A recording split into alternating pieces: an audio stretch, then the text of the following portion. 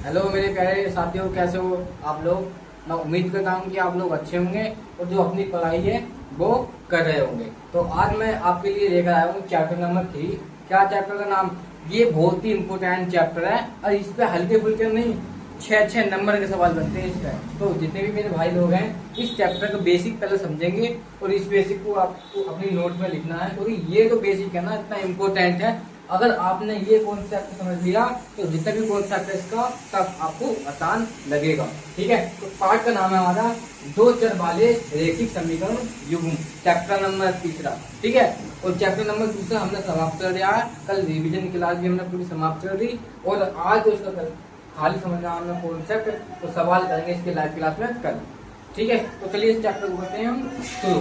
तो भाई पहले इस चैप्टर का नाम द्वारा में लिखा दो चर वाले रैखिक समीकरण। इसमें चैप्टर में हमें केवल समीकरण दिए होंगे, लिखा होगा कि निम्नलिखित समीकरण को हल कीजिए। ठीक है, अब हल करना है हमें। अब हल करेंगे तो कम से कम ये नहीं का 1 नंबर 2 नंबर 3 नंबर नहीं, केवल 6 नंबर में पूछा जाता है। ठीक है, तो चलिए हम करते हैं स्टार्ट। ठीक है, सबसे पहले देखते हैं कि दो चर वाले रैखिक समीकरण का व्यापक मानक रूप क्या होता है। ठीक है, तो दो चर वाले रैखिक समीकरण का व्यापक मानक रूप होता है ax + by + c = 0, जहाँ a बराबर नहीं होना चाहिए 0 के, व b बराबर नहीं होना चाहिए 0 के। क्या समझे? जो समीकरण होता है रैखिक, दो चर वाले रैखिक समीकरण जो होते हैं उसका व्यापक मानक रूप जो होता है वो होता है ax + by = c = ax + by + c = 0, जहाँ a बराबर नहीं होना चाहिए 0 के और b बराबर नहीं होना चाहिए 0 के। ठीक है, ये समझ रहे आप। अब है, यदि दो रैखिक समीकरण का युग्म दिया हो, हमें मान लो दो रैखिक समीकरण का युग्म दिया हो तो क्या क्या होगा? तो उनके लिए व्यापक रूप क्या होगा? a1x + b1y + c1 = 0, a2x + b2y + c2 = 0। क्या? a1x + b1y + c1 = 0, a2x + b2y + c2 = 0। ये समझ रहे होंगे आप। ठीक है, ये तो इतना हो गया बेसिक। अब लिखा है ऐसा रैखिक समीकरण, ऐसा रैखिक समीकरण युग्म जिसका कोई हल नहीं हो। ऐसा रैखिक समीकरण, एक ऐसा रैखिक समीकरण युग्म जिसका कोई हल नहीं हो उसे क्या कहते हैं? उस संगत युग्म कहते हैं। ठीक है, क्या समझे? ऐसा रैखिक समीकरण युग्म जिसका कोई हल नहीं हो उसे क्या कहते हैं? उसे कहते हैं, क्या कहते हैं? असंगत युग्म कहते हैं। ये बात इंपॉर्टेंट है। ठीक है, एक बार और बताता हूँ। ऐसा रैखिक समीकरण युग्म जिसका कोई हल नहीं हो उसे क्या कहते हैं? असंगत युग्म कहते हैं। ठीक है, अब आता है ऐसा रैखिक समीकरण, ऐसा रैखिक समीकरण युग्म, ऐसा रैखिक समीकरण युग्म जिसका कोई ना कोई हल हो। ऐसा रैखिक समीकरण युग्म जिसका कोई ना कोई हल हो उसे असंगत ना, उसे संगत कहते हैं। क्या कहते हैं? संगत युग्म कहते हैं।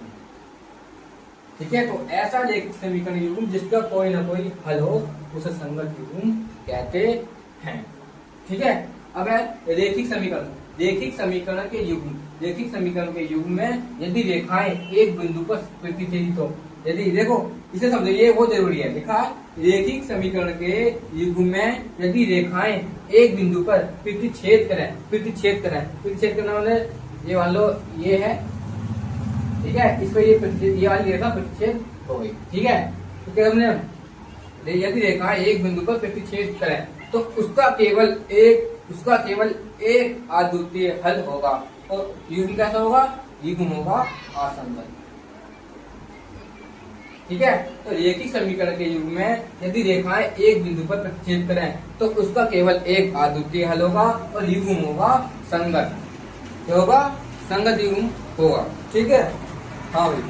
अब है रैखिक समीकरण के युग्म में, लिखा रैखिक समीकरण के युग्म में यदि रेखाएं समांतर हो, समांतर रेखाएं होती हैं ये जो कभी आपस में न मिले, जैसे रेल की पटरी। ठीक है, लिखा रैखिक समीकरण के युग्म में यदि रेखाएं समांतर हो तो उसका हल नहीं होगा, उसका हल नहीं होगा।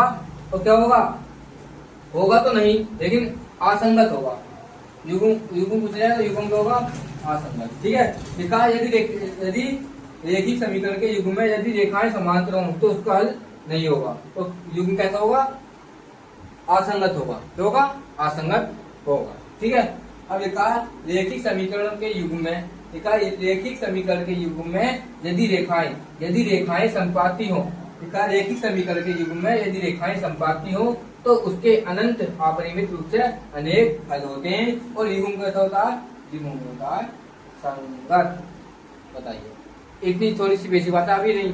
अभी नहीं करना। अभी एक बार और इसको समझना है, ठीक है। क्या इसका एक बार मैं लिखित कराता हूँ इसको, ठीक है।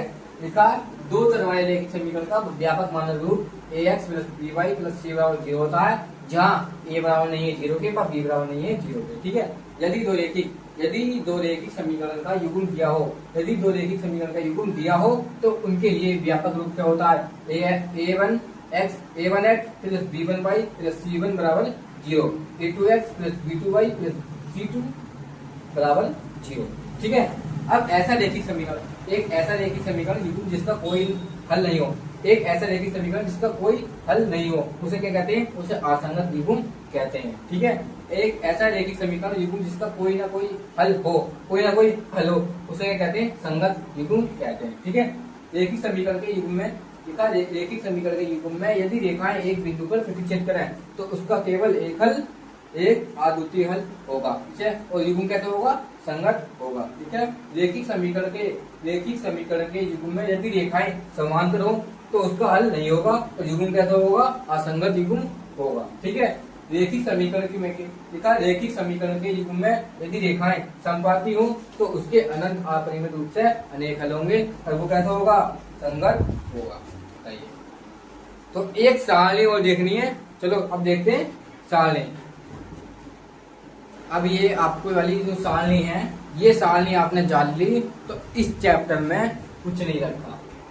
ये सारणी इतनी इम्पोर्टेंट है, आपको पूरे 6 नंबर दिलवा सकती है, ठीक है, अगर आप इसे ध्यान से समझें तो। देखो भाई, लिखा अनुपातों की तुलना, ग्राफीय निरूपण और बीजगणितीय निरूपण, ठीक है। अगर हमें ये दिया हो, हमें समीकरण ये दिया हो कि हमारा समीकरण ये तो आया हो a1 बटा a2 बराबर नहीं है b1 के और b2 के, तो आप जो कहेंगे तो उससे ग्राफीय निरूपण होगा, तो प्रतिच्छेद रेखाएं होगी। और बीजगणितीय क्या होगा? केवल एक अद्वितीय हल यानी संगत युग्म होगा, ठीक है। केवल एक अद्वितीय हल होगा, और युग्म कौन सा होगा? युग्म संगत युग्म होगा, ठीक है। अगर एक बार बताऊं, अगर अनुपात दिया हो, अनुपात आपका आया हो a1 बटा a2 बराबर नहीं है b1 और बटा b2 के, तो रेखाएं कैसी होगी? प्रतिच्छेद रेखाएं होगी। हल कितने होंगे? केवल एक अद्वितीय हल होगा, और युग्म कितना होगा? युग्म होगा आपका संगत युग्म, ठीक है। अब आगे दूसरे, अगर यहाँ हमको हमारा अनुपात आया a1 बटा a2 बराबर b1 बटा b2 के, और बराबर नहीं है b1 बटा b2 बराबर नहीं है c1 बटा c2 के, तो रेखा कैसी होगी? रेखा होगी समांतर रेखा, और हल कितने होंगे? कोई हल नहीं होगा, और युग्म कैसा होगा? युग्म होगा असंगत युग्म, ठीक है। अगर अब दिया लिखा हुआ हमें कि a1 बटा a2 बराबर है b1 बटा b2 के बराबर c1 बटा c2 के, तो रेखा कैसे होगी? रेखा होगी संपाती रेखाएं, हल कितने होंगे? अपरिमित रूप से अनेक हल होंगे, और युग्म कैसा होगा? संगत युग्म होगा।